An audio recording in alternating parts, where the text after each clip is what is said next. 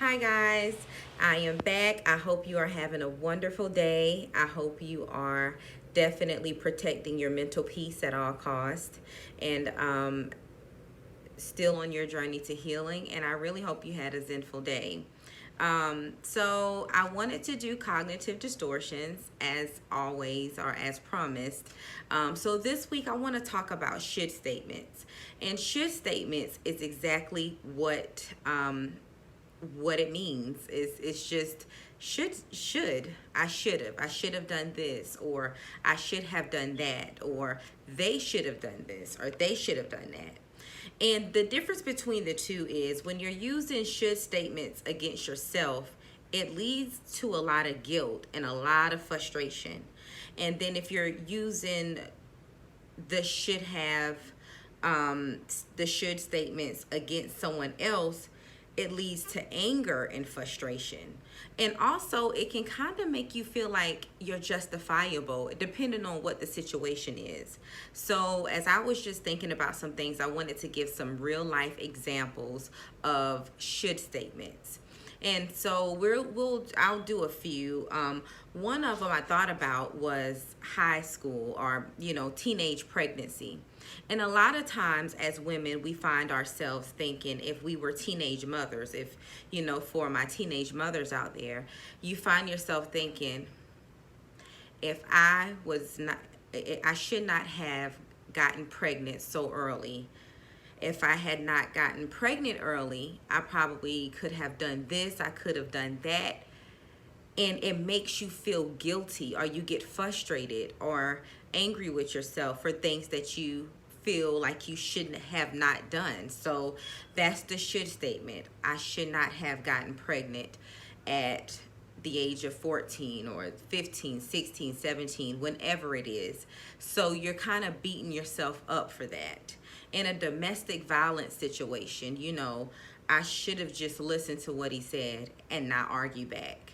Then things would have been fine and we wouldn't have gotten into the fight.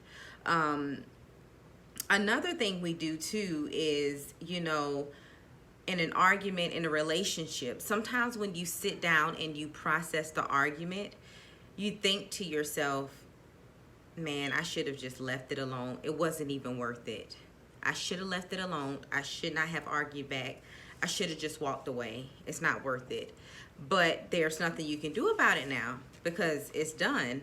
But the should statements, it's going in and it's playing in your head and you're thinking, man, I shouldn't have done that. Another one, I'll give two more when it's directed towards yourself. Dieting. A lot of people, we have so much high expectations for ourselves, and we're like, we're on this diet, we want to do this, we're not eating this, we're cutting out the carbs, we're not drinking soda, we're not eating candy, we're not going to do this. And as soon as you make one small mistake, you get really upset and go, I should have not eaten that candy, or why did I eat the candy? I shouldn't have done that. And it's okay. It was just one piece of candy. That's it. You've been doing good. You've been dieting well. You're trying to stay fit, but that one thing messed up your whole thought processing about you dieting. And how do you feel? You feel guilty and you feel frustrated. And the last one I want to use, I think that is very important, which is why I feel like having a therapist is important and I think that people should seek a therapist, is venting to people. Venting to people is really hard, and when you make yourself vulnerable and talk to someone about your problems. But it's even worse after you vent about whatever it is you're dealing with, and you go home and go, I probably shouldn't have told her my business. I wish I did not do that. I shouldn't have did that. And there's nothing you can do about it. But your should statement is telling you you should not have done that, but you did. And so that's the importance of having a therapist, because your therapist can be your human diary. But, believe it or not, when people vent to you, sometimes they do go back and say they wish they didn't do it because they don't know if you're going to share whatever it is that they told you when they were at their most vulnerable moments.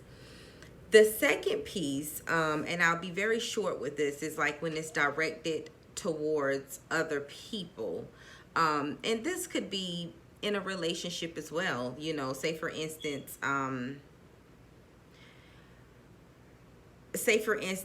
well, I'll use some statements that are definitely realistic. And one of them is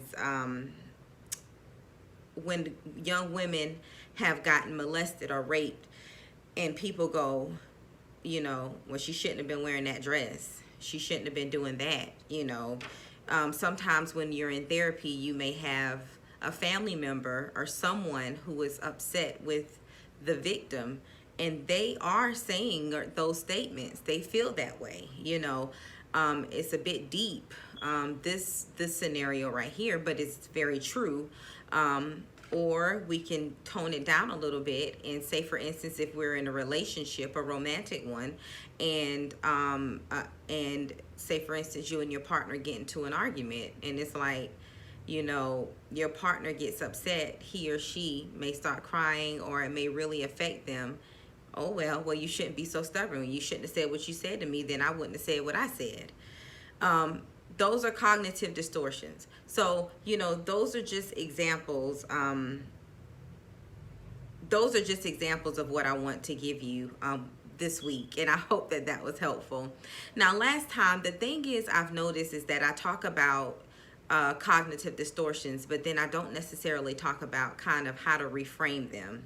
And so, you know, we will moving forward kind of talk about, you know, say for instance, how to reframe your thought processing.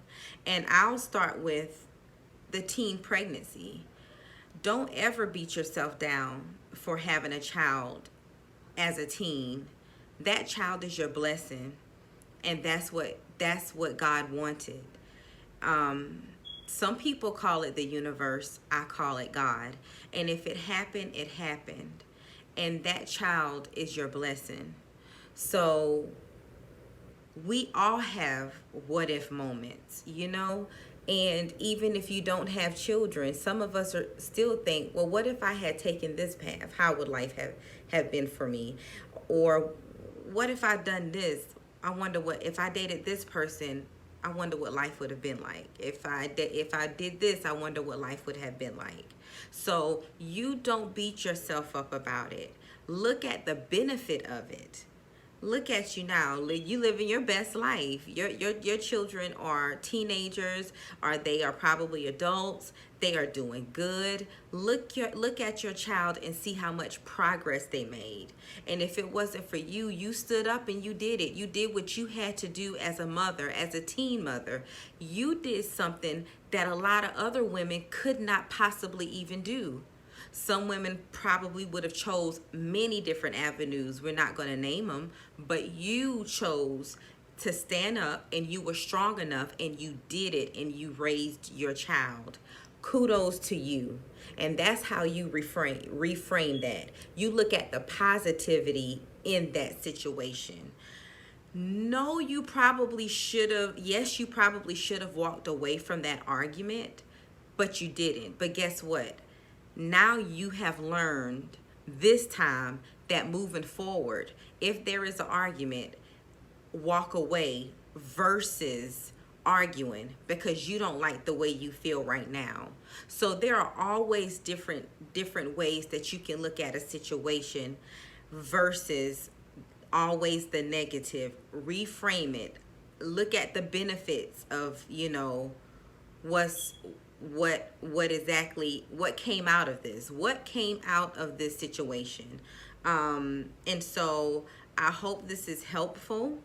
And if you have any suggestions for me, please inbox me. I just want to be very informative, very, very transparent. And I hope that these videos are helpful to you. Thank you so much, and continue your journey to healing. And I'll see you next time.